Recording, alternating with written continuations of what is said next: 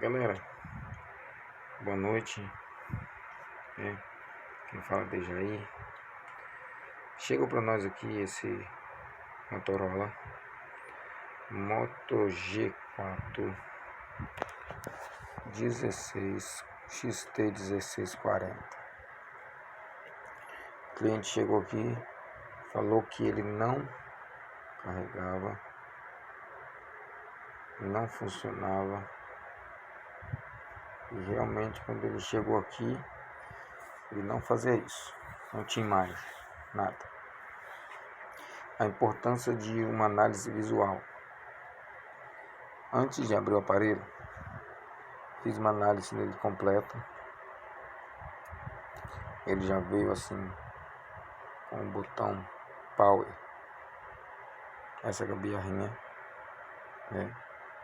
Mas vou estar falando com o cliente, é baratinho, tá trocando para ele. Depois dessa análise visual,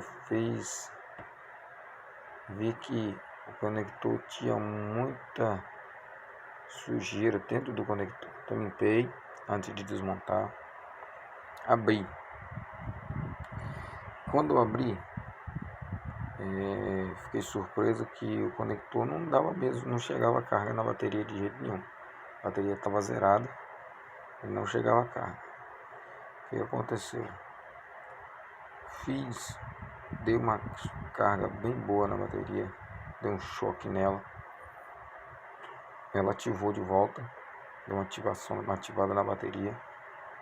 Logo depois fui lá e fiz a ressoldagem do conector. Tinha solda fria e tinha alguns pinos ainda do conector que estavam soltos, moles, né, sem solda.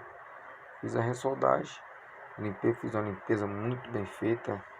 O microfone estava, esse celular já veio de outra assistência, então ele estava muito sujo, faltando parafuso, muito bagunçado, o fio da bateria praticamente cortado. Então temos que tomar cuidado, é do cliente, o cliente tem um amor muito grande às vezes pelo aparelho. Temos que ter cuidado pelas coisas que nós fazemos, é responsabilidade. Está aqui o aparelho do cliente funcionando perfeitamente. Vamos ver carregando. Deixa eu colocar aqui o celular aqui na posição. Vamos ver ele carregando. Só um momentinho.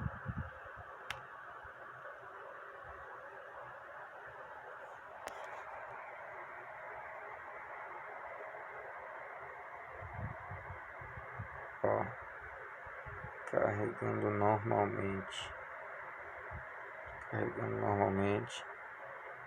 Dá uma desligada aqui.